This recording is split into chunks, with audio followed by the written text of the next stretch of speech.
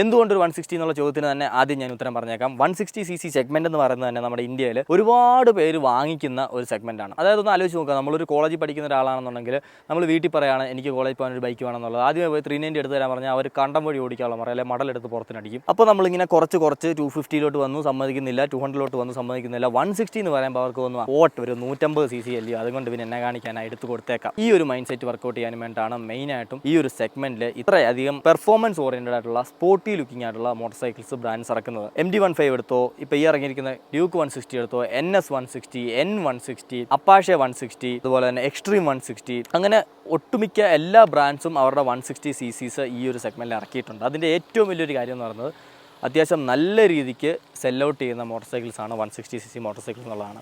അതിന് വേറൊരു കാരണം കൂടെ ഉണ്ട്, ഇതിൻ്റെ പ്രൈസ് 2 ലക്ഷം രൂപ എന്നുള്ളൊരു ഫിക്സഡ് ടാർഗറ്റിലാണ് ആളുകൾ ഈ ഒരു വാഹനങ്ങളൊക്കെ അതിനെ വാങ്ങിക്കാൻ വരുന്നത്. അതായത് ഒരു മിഡിൽ ക്ലാസ് ആളുകളെ സാറ്റിസ്ഫൈ ചെയ്യുക, ആ ഒരു എൻട്രി ലെവൽ ബൈക്കേഴ്സിനെ സാറ്റിസ്ഫൈ ചെയ്യുക എന്നുള്ളതാണ് ഇത്തരം വാഹനങ്ങളുടെ മെയിൻ ഉദ്ദേശം. അപ്പോൾ അവരുടെ മെയിൻ കൺസേൺസ് എന്ന് പറയുന്നത് പ്രൈസ് ഈ പറയുന്ന പോലെ 2 ലക്ഷം രൂപയ്ക്കുള്ളിലായിരിക്കണം, നല്ല മൈലേജ് കിട്ടണം, എന്നാൽ അതിനനുസരിച്ച് പെർഫോമൻസും വേണം, അത്യാവശ്യം ഫാമിലി യൂസിന് പറ്റണം, പിന്നെ കോളേജിലൊക്കെ നമുക്കൊന്ന് ചെത്ത് നടക്കാൻ പറ്റണം, കണ്ടാൽ 4 പേര് നോക്കണം, നല്ലത് പറയണം, അങ്ങനെയൊക്കെയുള്ള കാര്യങ്ങളാണ് ഒരു സാധാരണക്കാരൻ അവരുടെ 160cc ബൈക്കിൽ നിന്ന് ഉദ്ദേശിക്കുന്നത്. അപ്പോൾ ആ ഉദ്ദേശങ്ങളൊക്കെ തന്നെ സാറ്റിസ്ഫൈ ചെയ്യാൻ വേണ്ടിയാണ് KTM ഇപ്പോൾ അവരുടെ 160 നമ്മുടെ ഈ ഒരു കളത്തിലേക്ക് ഇറക്കി വിട്ടിരിക്കുന്നത്.